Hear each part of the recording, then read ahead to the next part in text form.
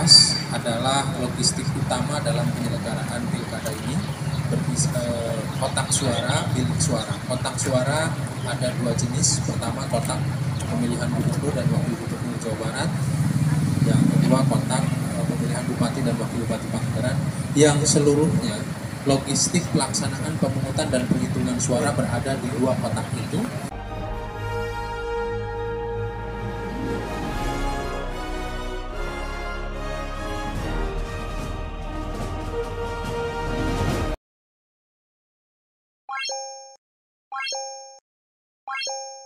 Kami tegaskan kepada publik, kepada teman-teman pemilih masyarakat Kabupaten Pangandaran, pergeseran kotak ini sebagai satu bagian dari proses kunci dari pelaksanaan tahapan pemilihan bupati dan wakil bupati Pangandaran, pemilihan gubernur dan wakil gubernur Jawa Barat. Kami dalam kesempatan ini mengaturkan terima kasih pada yang terhormat pemerintah daerah, Pak BJ dan seluruh jajaran, ada juga Pak Asda.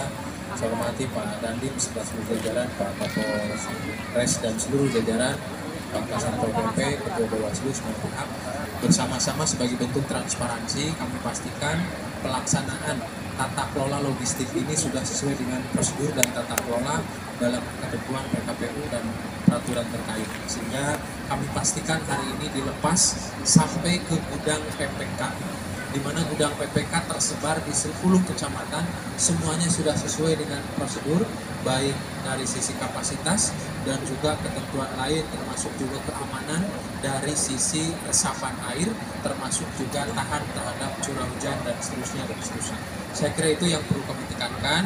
Hari ini kami lepas untuk logistik kita geserkan ke gudang PPK, kemudian di gudang PPK sampai dengan setidaknya sampai dengan tanggal 25 akan digeserkan ke PPS, dan tanggal 26 H-1 sebelum hari pemungutan suara, logistik kotak suara yang berisi surat suara dan kelengkapan pemungutan suara semuanya sudah berada di lokasi TPS.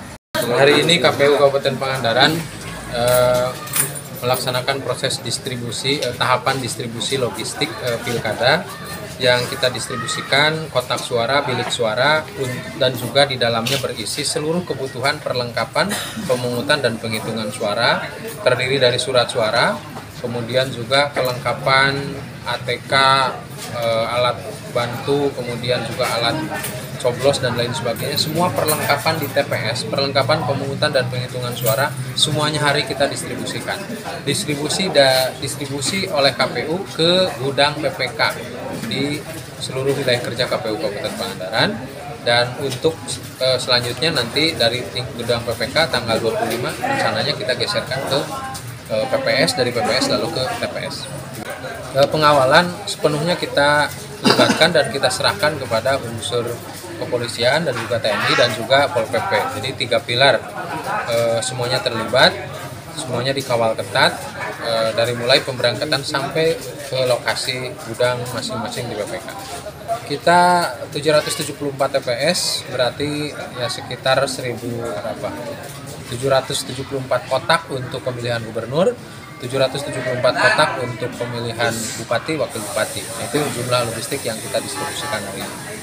Nah, jadi setiap satu kotak, setiap satu TPS kan ada satu kotak ya.